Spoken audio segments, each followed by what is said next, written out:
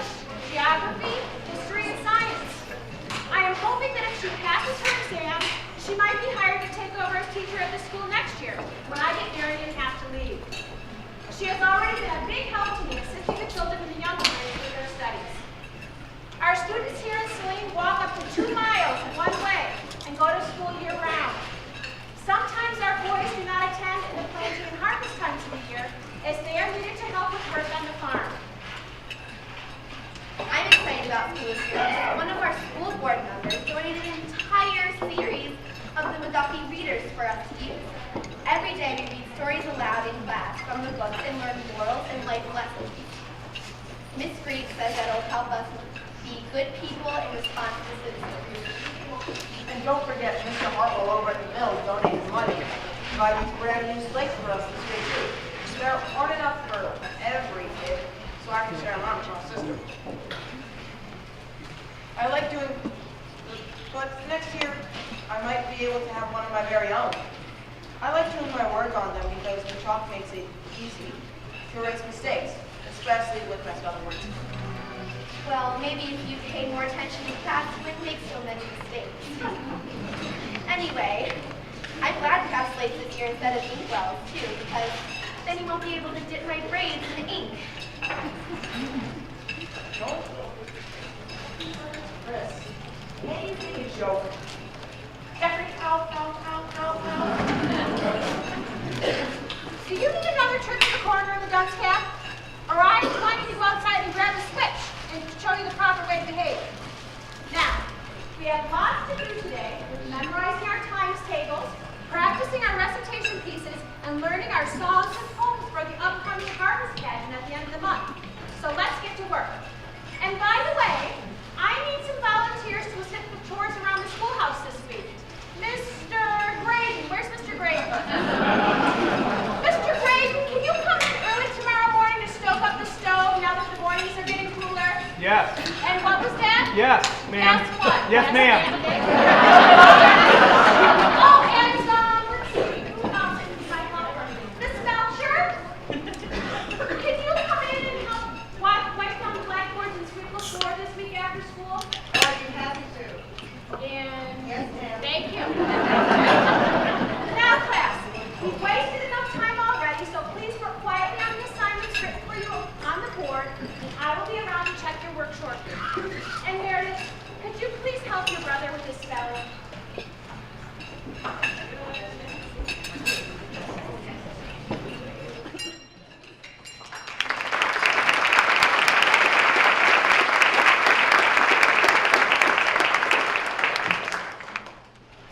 Good afternoon, and welcome to the 3rd annual Building the Foundation Lunch. I am Cheryl Heft, and I am presently serving as the Foundation President. And I am overwhelmed to see 200 of you here today to this luncheon. So bear with us. We barely fit into this facility, but enjoy your lunch. I would like to introduce our actors so that you can recognize them. Rebecca Green Driscoll, Cultural Arts Specialist and Theater Manager. Rebecca.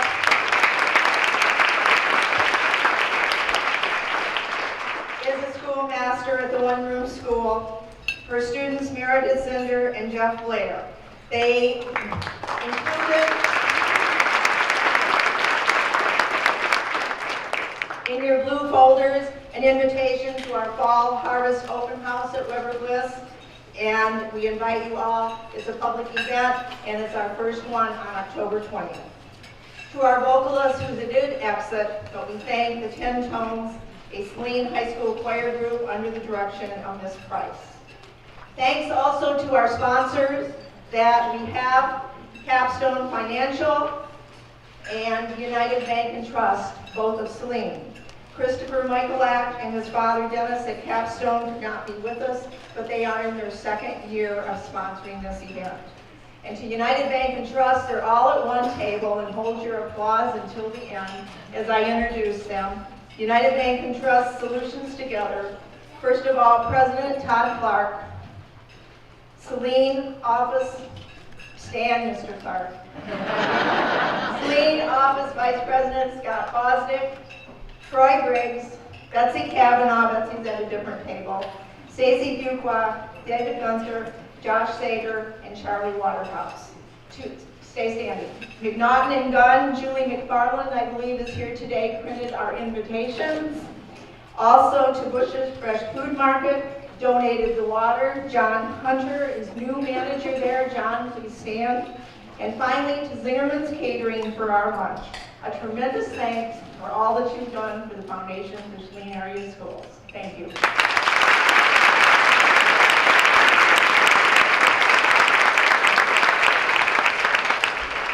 I would also like to recognize our two chairmen for today and their committee who put this event together. First of all, and she can wave because she's looking right at me, Michelle Dorn and Abba Wiersbach.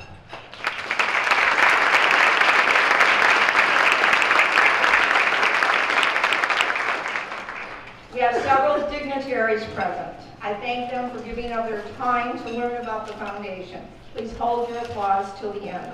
First of all, City of Saline Mayor Brian Morrow, Pittsfield Township Supervisor Mandy Gruwall, candidate for 7th Congressional District, and I'm not sure she's here because she was having some surgery, Pam Burns, Saline Board of Education Karen Delhay, Diane Fries, Craig Heft, and Dave Holden. I don't see you standing all. And last, and I did not see them, but hopefully they're here, two former Saline superintendents, Ellen Ewing and Sam Center-Croppy. Oh!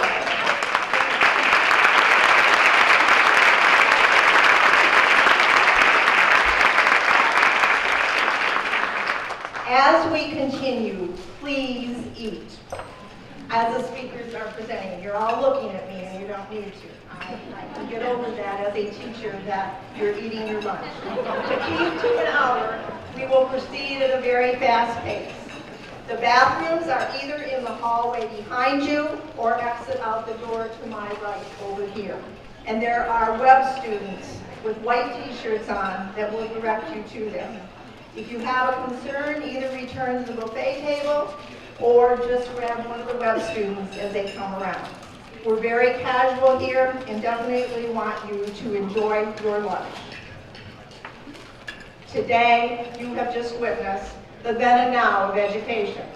Even though none of us attended a one-room school on October 2nd, 1869, we all personally have witnessed the education of the 20th century, involving teacher-centered learning environments. I'll show my age. I did attend a one-room school in the 1950s, but in September 1955, Saline consolidated, and the majority of the 44 one-room schools in the Saline district sent their children to Judson Elementary, now the home of Pleasant Ridge. I boarded that big yellow school bus as a third grader, coming from Wrenchler School on the corner of Bethel Church and Auburn Road, and attended 3rd through 6th grade at that new building. We were the farm kids, and those others were the city kids. But whether you attended a one-room school or were in a classroom from the 1950s through 2000, rarely did we face each other while seated. But we focused our attention on our teacher, who was the sole source of instruction and discipline. We had chalkboards, pop quizzes, used a film strip projector, and I remember those were quite aged, and went to the library to do research using the card catalog and Dewey Decimal System. We all did the same thing at the same time, and were not really connected to each other. Today, students use classroom management tools, such as whiteboards, perform on-the-spot evaluations on their iPad, use their own device to witness updated documentaries, and also use it to read their book, seldom checking it out of the library. Saline Schools has followed that same historical path. To share that today, October 2nd, 2013, we want to introduce to you the next generation classrooms that are being piloted. Today, you will witness their progress and the digital world in which our students' education is being conducted to communicate, collaborate, and create. Our first speaker is Heather Kellstrom, Director of Instructional Technology as she describes in more detail the next generation classroom. Heather will introduce members of the Saline staff who will be involved in this program. I'm proud to introduce Heather Kelstra.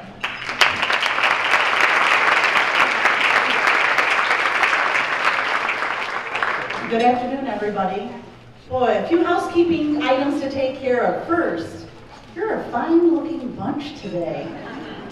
I usually see you out in the community. You all play very important roles, do a lot of fun things. You clean up well. That's a good thing. On your tables, there are a few iPad minis. You don't get to walk away with them. But there are a few icons if you're clever enough to figure out how to start them.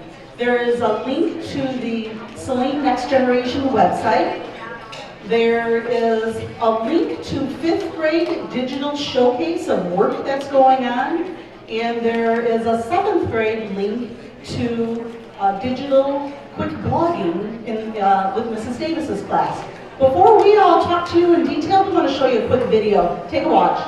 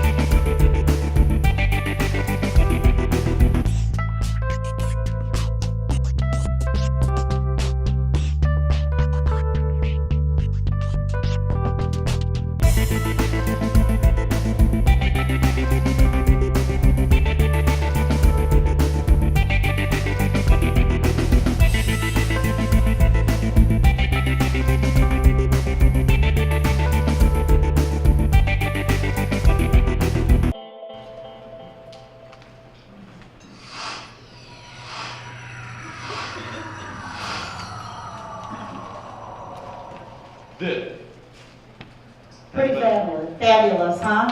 Thanks to Chase Stanton in the back from our TV station who put that video together.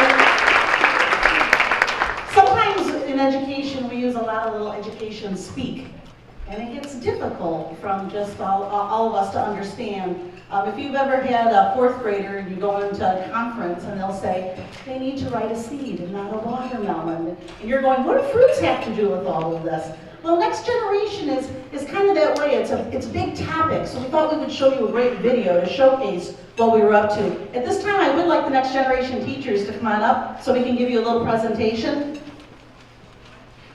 These next generation classrooms, you know, at Saline we do things great, and but we're always looking for a way to kick it up a notch. And these next generation classrooms tackle 3 areas. They tackle the design of the learning space. They tackle the teaching methods and practice, and then they also tackle the continual inclusion and adoption of technology. There are 3 great pieces that come together. I'm going to turn it over in a minute to this fine gang here. On one side we have 2 5th grade teachers, Mrs. Widman and Mrs. Myers. They run a next generation classroom at Heritage. Over on this side on the far we have Mrs. Gearbaugh. She runs a kindergarten classroom over at Harvest. And Mrs. Davis, the 7th grade teacher here who runs one at the middle school. At the table we have a few other next generation teachers. Beth Musson, can you please stand up? She's from Woodland Meadows. She runs a special ed classroom. And 1st grade at Harvest, Mrs. Smith. And anybody else? Mrs. Kreppel, are you here today? Miss Kreppel? Oh, there she is way in the back. And Mr. Hill, are you here too? Mrs. O'Harris? All right, so we've got a fine crew of teachers from K-12 that are doing this. So why next generation classrooms?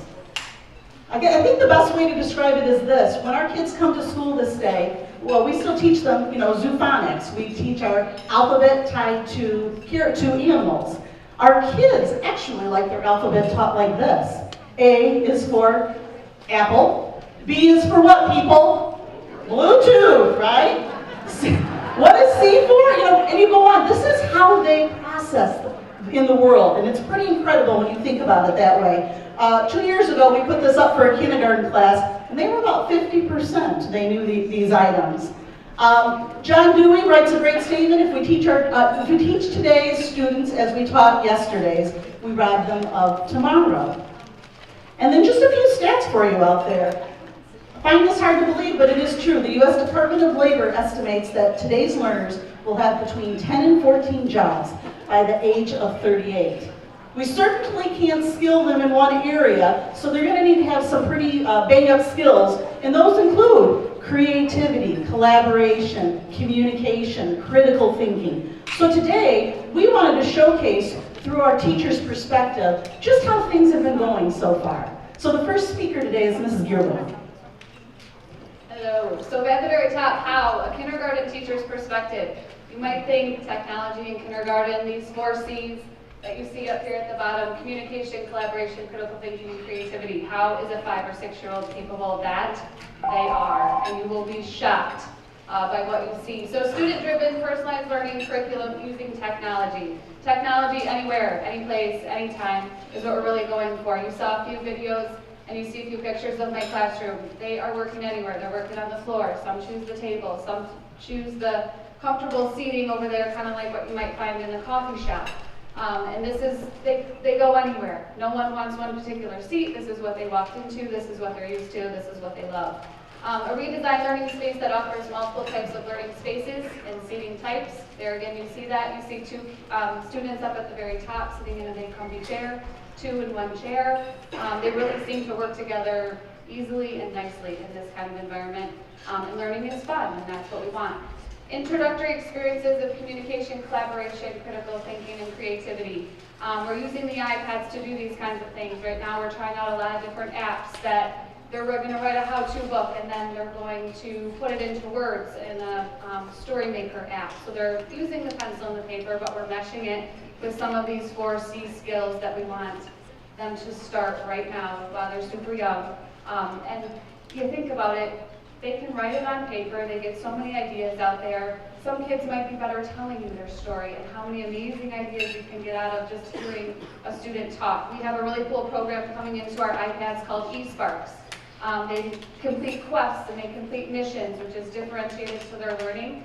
And then at the very end, they make a video. They tell me about their learning. They tell me where they want their learning to go next. So they're applying all those things that they've learned. And when they can talk about it and they can tell you about it, they've learned it much, much better. So this is the direction we're going in kindergarten. Early L with Deb Smith over there in the first grade classroom. She's starting this up too. So we're really excited. And even in the month that we've been doing it, the results have been purely amazing. So it's been fun.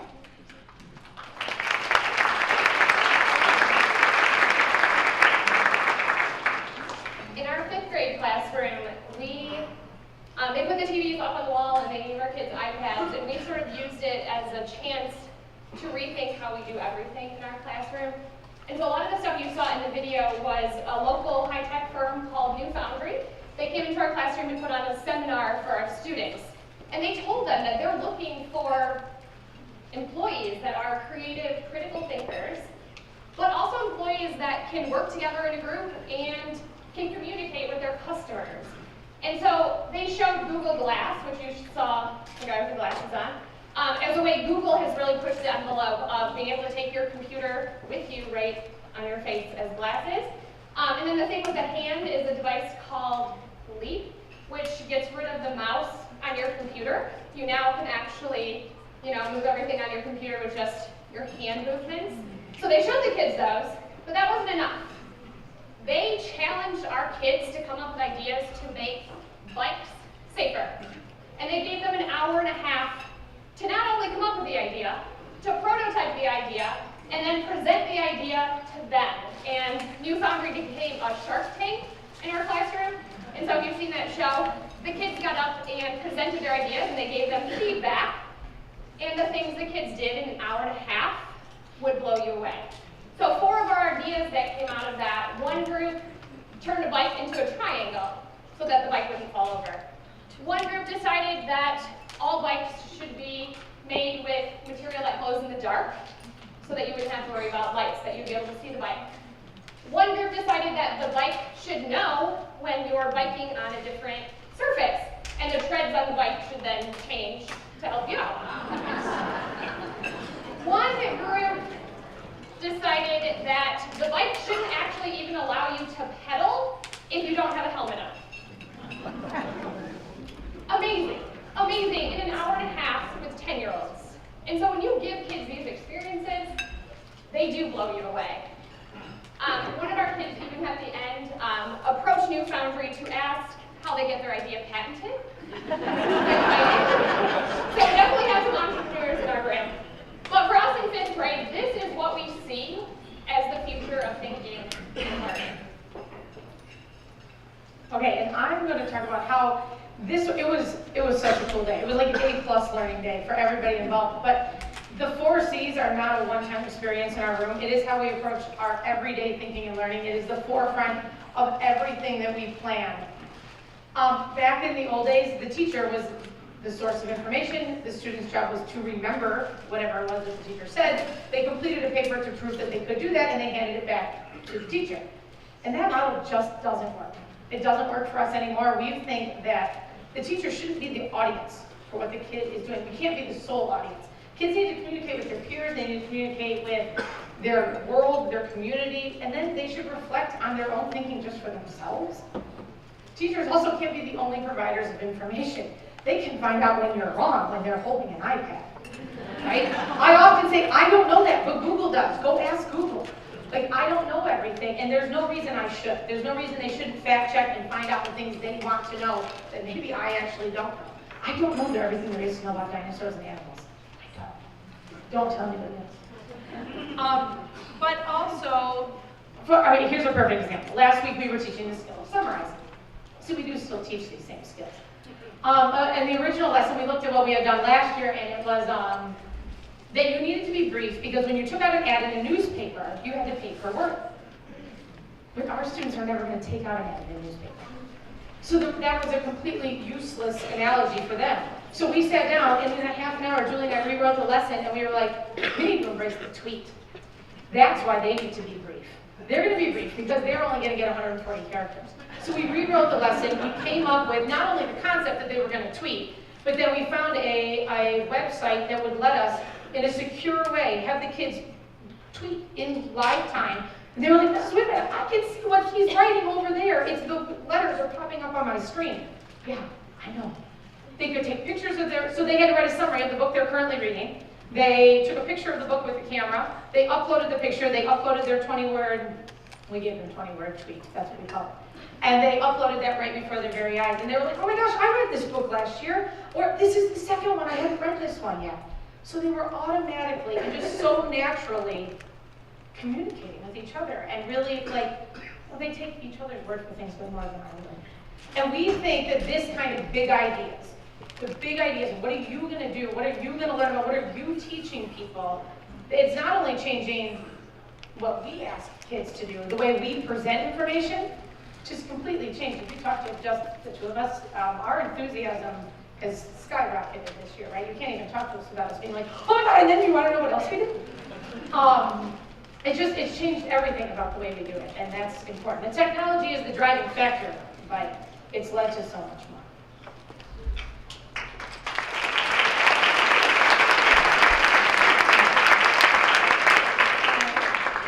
Davis, and it's a privilege to be here talking to many of you again, a lot of familiar faces. And I'm a 7th grade pilot classroom for the next generation class, and my students will be coming in to speak with you in just a minute. When I was talking to my husband about what I might say to you today, how to capture the essence of what's going on here, because there are so many amazing things going on here, we ended up giggling like school children because it's been quite a journey already. He suggested that I hope the 5 remotes that now control my room, so that you could see those. Or perhaps mention that for the last 10 years I've been making a statement at open house, saying one day as a teacher in my career I will see when students don't use paper. I didn't know that was going to start on July 18th this year. So the fact of the matter is, after 15 years of teaching, and no, that's approximately 2,700 days of teaching teenagers, I feel like this year is year 1. Not as a new teacher, no experience kind of year, but in a I know what's right for kids and I get a reboot kind of year. The next generation classroom is not about handing kids a digital device. It's about establishing a different mindset around teaching and learning. So this year, I got to start on year 1, on day 1. Giving my students back their classroom and allowing them to be leaders on their own journeys. Fostering an environment in which I am the mentor by their side, not the teacher in their way. Embracing and making space for the fabulous ingenuity that each of them has by giving them choice in how they learn and how they choose to demonstrate that learning. Opening doors for them to see themselves as creators and producers, not as passive learners. And encouraging them to see their audience as the world, not as one teacher. And having, finally, the resources available to make these things happen with fidelity, and fidelity for all students, not just the ones that fit the traditional role or the ones who have the means to afford it. So if you come visit our classroom, and I really hope that you do, I hope that you will feel the same way I felt on day 12. When I opened their responses from the Google form that I gave to them after our first learning experience, they had to do a bit of an all about me, jump in, try the technology out. And I may have been on the treadmill in a teacher geeky way, pumping my fists and clapping randomly, completely oblivious of all the other people at the gym around me, because I was so thrilled. Not with the fact that all the students returned their projects in, because they did, all of them, and it wasn't graded. Or the fact that the projects are pretty cool, because they are, but because of how the change in my students as seeing themselves in the learning environment was represented in their remarks. That they see themselves as not going through the motions and doing what they need just to get the grade, but they see themselves as learners and producers and as part of a larger community. So I wanted to share some of the reflections today, and I hope that you hear, as I did while I was reading it, the critical skills and attitudes that will transcend the classroom and school walls and carry these students to future success from the 7th graders. Some important concepts that I discovered about myself as a producer is that I not only find film interesting, I find it fun and exciting. This is something I was never able to figure out because I never got the opportunity. I learned that if you have the right people around you, you can get a lot of stuff done. That I can concentrate more than I did last year, and also that just because my friends and I are all in my class and we're working on a project, we can make good decisions about what we do and what my decisions and actions are going to be. I problem solved a lot, and I didn't know that I could do that as well as I did. I worked hard. I am most proud of me not chucking the Chromebook across the room because the computer wasn't working, and then I messed up, and I didn't get that mad. Our #1 rule is don't panic. We all need that rule when it comes to technology. You should definitely have students choose what website or program they want to use, and I think I did so well because there were barely any musts. And it was all up to my choice. I think if I were to do this project again, one change I would make would be using a different website. I really liked Animoto, but maybe next time I would use a different site so I can get comfortable being uncomfortable. I am proud that I'm showing people my piano video. Sorry.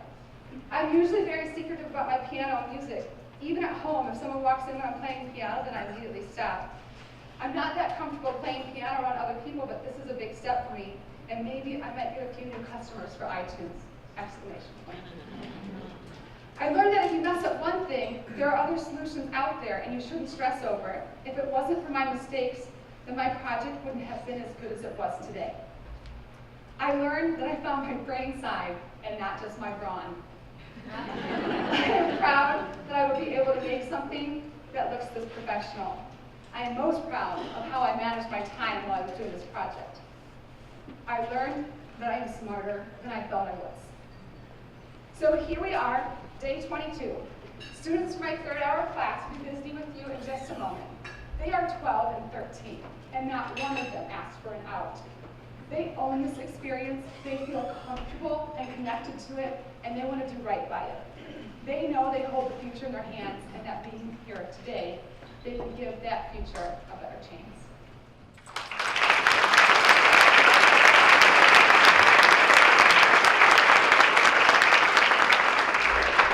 Thank you, Heather, Kristen, Julie, Kelly, and Kara for that fantastic presentation. And I just cut part of my speech because they said it all. The enthusiasm that's generated by this staff is unbelievable, and we will have open houses for you to visit and become a part of it. Taking it from the then of 1869 to the now of 2013 is phenomenal. And we all witnessed that then, not in 1869, but in the 1950s through 2000. And we know what education was like, and this is where we're headed. I invite you to pick up the iPads on your table. I don't see any of them being used. And progress, because there are applications that you can take a look at, both from the 5th and 7th grade, and see more about it. I also invite you to pick up the decals that are on your tables in support of the foundation, and put them in your car windows as we continue to brand our organization and get it out there. And last, I invite you to take a look at the banners around the room. The colorful one over there is our upcoming dates and our 2 sponsors that we want you to take a look at. With your help, the foundation can take the education of our children to the next level. Due to your past support, the foundation has distributed over $750,000 in the 26 years of its existence, with over 50% of that in the last 5 years. Actually 4 years. These 4 years represent the years that a strategic grant has been in place to support major curricular or educational initiatives that have a broad impact on our students and support our staff.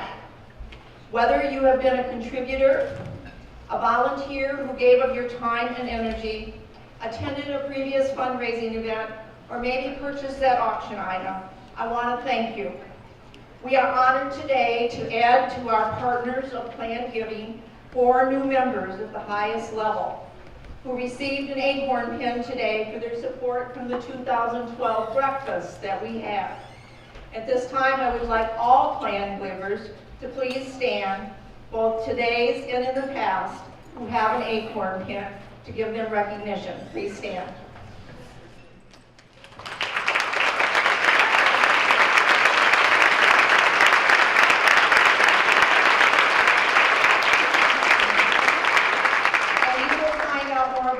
As we go on in the program. But all donations, whether plan giving to a variety of endowments, to the one-time donors or staff payroll deductions, to coming to one of our fundraising events, it has allowed this foundation to continue to grow and achieve and become a viable 501c3 in this community. We are sustainable. We maintain a less than 12% ratio of expenses to income according to our 2012 taxes. Our distribution to the district is either for the strategic grants or staff grants, and our expenses cover events like this. Today, we are 15 trustees strong, work with over 45 volunteers to support these events, and recently added 2 new student reps who are both with us today, Saline High School students who are serving as ex officio members. Will Kelly Barbrett and Ben Herrick please stand?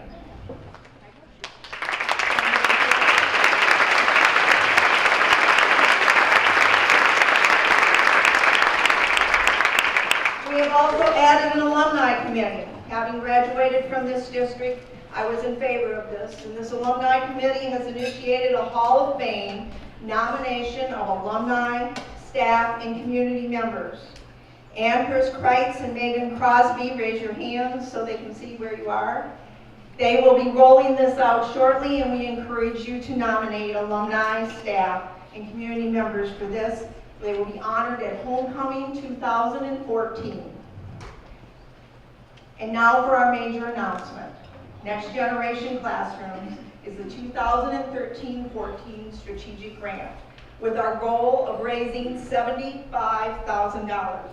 Unlike our previous strategic grants, this program is being piloted this year with our funds in order to test a variety of methods and technology. We will be distributing the funds as it is earned to finance this project. $75,000, but Foundation friends, we can achieve more. The more funds we collect, the more students who will be able to participate. The game plan for this project is approximately a cost of $250 per child.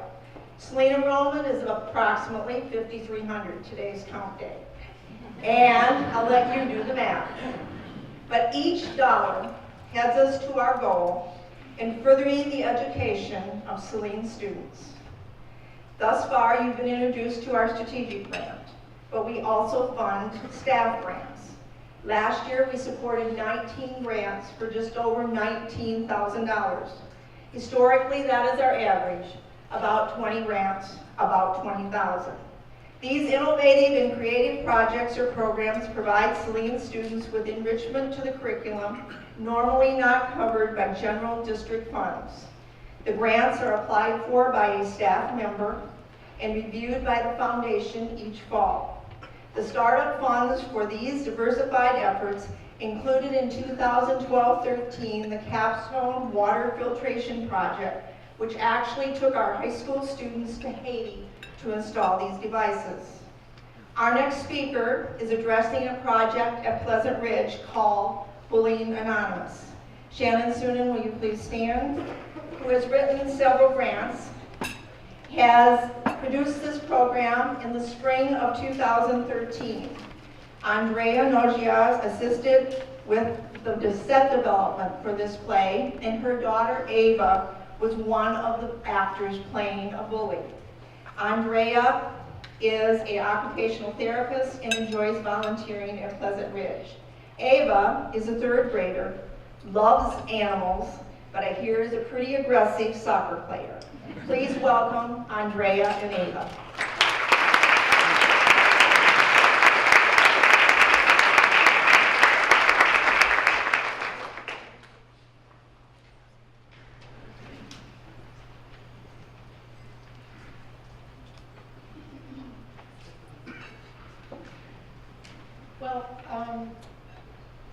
pretty sure they didn't put the play on just to make me happy, but it made me really happy. And it was really fun to participate in it and to see the kids and how hard they worked and learning all their lines, and they just really came into their own watching it, and I just really loved it. And I think that even though I'm not a very electronic technology person, I just read in the paper the other day that the key to any bullying situation is not the victim or the bully, it's the witnesses and what they do about it. And I just thought that really stuck with me, and I was glad that that's what I always taught my children, was to always stick up for people in a bullying situation. So, Ava, do you want to just say something about how you felt about the play and your part in it? How did you feel about it? I think that it helped because before the play, a girl in my class was being a little bit bullied at recess by a third grader,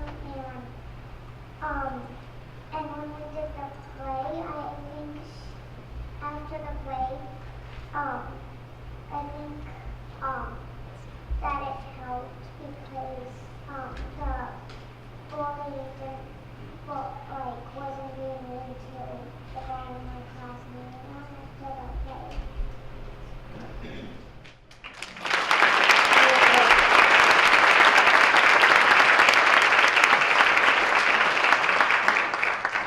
Well, I just wanted to thank the foundation for the last 5 years. I've written several grants, and every year I've received them, and so I'm really grateful for having all these extra opportunities for my students in the classroom. Last year with Ava, this was Bullies Anonymous was new to me, and I felt like it was really out in the news, and we were seeing lots of bullying happening and lots of terrible stories on the news, and more than anything, as a second grade teacher, I wanted to get the message out there early so that they can kind of use that throughout their life, growing up, to take care of situations if they need to, the right way. Another thing that I truly enjoy watching when my students are doing plays or shows, whatever it is, for example, Ava did a fabulous job. She's one of the sweetest, kindest little girls ever. She was put as one of the bullies in the play. And her mom and I had kind of joked ahead of time, why don't you make Ava one of the bullies, And she didn't know, but she was. And Ava got up there and did a wonderful job. And it's just nice to see the students shine in another way, other than just taking tests or writing papers. So I love that. Thank you.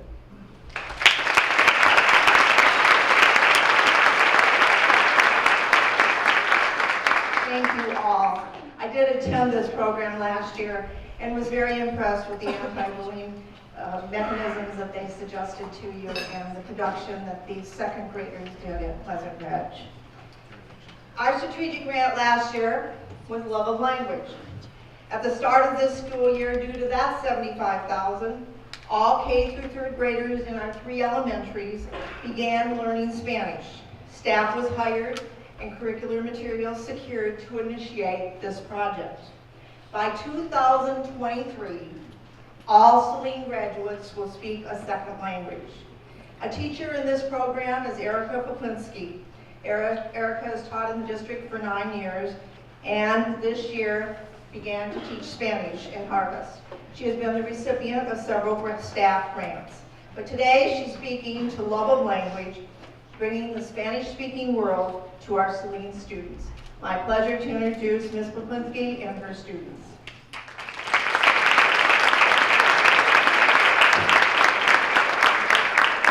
Hola.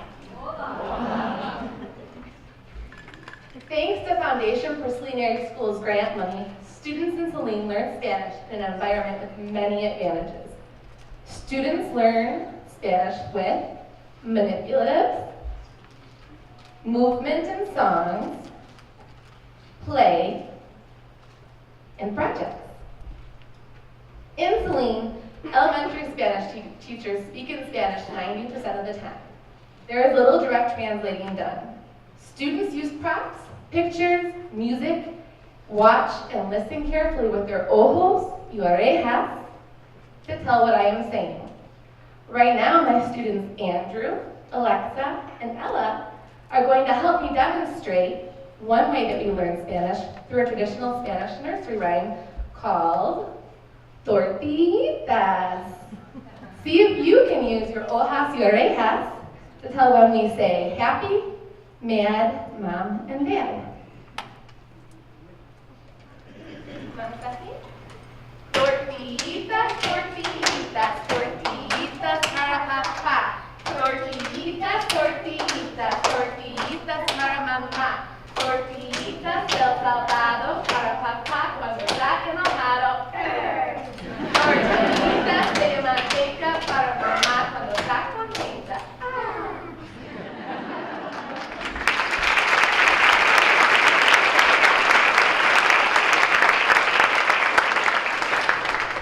Looking forward, many iPads have been purchased with the grant money. These iPads will provide a large range of opportunities to our students, including mini lessons tailored to individual learners, vocabulary apps to extend their vocabulary, barcodes that will connect to book readings, shows, lots of other fun games, Skype to talk to other Spanish speakers, and many more things. Thank you so much for your love of language support and providing such amazing opportunities to our students here in Saline.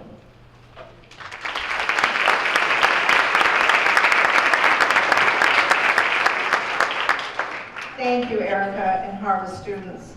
The impact of this project is tremendous, and I don't even think we've begun to see the ramifications from what is happening in our 3 elementaries. It is now time to hear from our middle school students. They will be joining you from their next generation classroom at your table. We are proud to present Ms. Karen Davis's students.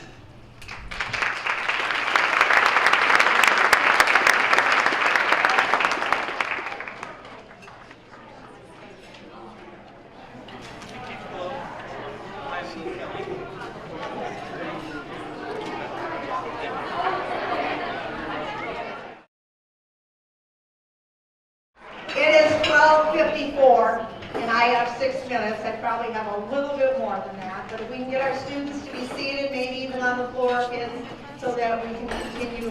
I think the energy that's generated from these students, I thank tremendously, because as you hear them talking and as they can convey to you what they've done in their classroom, it's tremendous. And like I said before, we thank you for being with us. But an individual who can attest to the quality education that he received here at Saline is a 2003 graduate and now involved in the Foundation Alumni Committee. In the 10 years since his graduation, his achievements are significant. He's a personal friend. I watched him grow up, and actually a former student. Our City of Saline Mayor, Brian Morrow.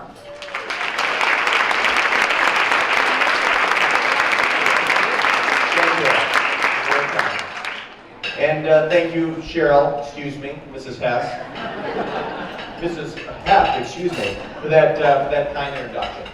And I want to first commend all of you for being in attendance today and showing your support and interest for the future of Saline Area Schools. I'm sure it comes as no surprise to any of you that our school district is something our community is very proud of. Families decide to move to the area, businesses choose to relocate here and set up shop here because of the stellar reputation of Saline Area Schools. In fact, just last Friday at our very own Oktoberfest here in downtown Saline, I reconnected with an old classmate of mine from Saline Area Schools, whose family moved to the community in the mid-1990s from the United Kingdom. When her family was deciding where in the greater metropolitan Detroit area to move, they considered numerous communities. The possibilities were endless. They settled on Saline because it was and is an attractive, safe, and quaint community. However, the biggest factor in their decision, she and her mother told me, was the high quality of the school district for their 2 middle-aged school daughters. My friends, that kind of story cannot be dismissed as purely anecdotal. It happens all the time. And as mayor, I hear it quite frequently. And I'm sure everyone gathered here has heard something similar, many times over the years. It's true for Saline, and I suspect it's true for Pittsfield Township as well. And my very capable colleague, Supervisor Gruwall, is here, and she can attest. Again, one of the most critical factors in attracting families, businesses, and investment to our communities, or to our community, are Saline's world-class schools. As most of you are aware, I'm always talking about how Saline is a special place. It's not just a random place on the roster of Michigan communities listed somewhere between Ada and Zilwaukee. However, if we're going to remain a special place, we must keep investing in our great public school system. You know, my friends, good enough may be good enough for other communities and other school districts. But Saline's way is the rising road. Our standards are higher, and we strive for excellence. In the past few months, I've had the opportunity to observe teachers and students working in new generation classrooms, wired with all the latest technology, flat screen TVs, iPads, the works. It's easy to see the engagement on students' faces and the passion on the part of the teachers about this new and exciting way of learning. I applaud the leaders of the foundation for their willingness to support this new initiative, and I'm so proud to be part of the effort. All of the support for these next generation classrooms comes from private dollars, a true testament to the generosity of Saline's people and how vitally important education is to our community's future. I suspect that every one of you here this afternoon is here because you have a personal investment in Saline Area Schools. So do I. I'm a product of the Saline Area School System, and the quality education I received here has helped shape the person I am today. As mayor, my friends, I get to live my dream on a daily basis. And believe me, I'm cognizant of the fact that many people don't get to live their dreams for 5 minutes. As such, I believe that you and I have a responsibility to make sure that every child has the opportunity to realize their God-given potential. The next generation classrooms will help us to achieve this goal. Now, as my dear friend Mrs. Kellstrom, wherever she's at, can attest, I'm not a computer whiz, and a lot of technology escapes me. But I do understand, though, that education is not the same as it was 10 years ago when I graduated high school, or even the same as it was 5 years ago. With all the technology and innovation available to educators today, we can no longer rely solely on antiquated approaches to educating and engaging our young people. We must prepare our young people to compete in a 21st century global economy. We continue to hear, regrettably, about the many ways in which the American student is falling behind in math, science, and foreign language. Now more than ever, we must not lower our expectations. Our students deserve better than that. Today, I choose to contribute to this effort because I believe that it is critical for Saline Area Schools to remain on the cutting edge of education. We have no other choice, my friends. We must move forward. We must continue to invest and explore new media and ways to engage our students. I hope you will consider giving an ongoing gift to support this important program. And if you can't today, please give whatever it is you can. There's also an opportunity to give of your time, energy, and expertise. The foundation is coordinating a volunteer group to assist with the day-to-day implementation of these exciting new programs. No matter what you can do, I hope you will do something. We have a unique opportunity at this moment to provide something tangible, albeit modest, towards a larger effort to enhance our students' education and ultimately our community's future. Again, I thank you for the opportunity to be here. Thank you for your attendance. And I'll turn it back over to Cheryl. Thank you so much.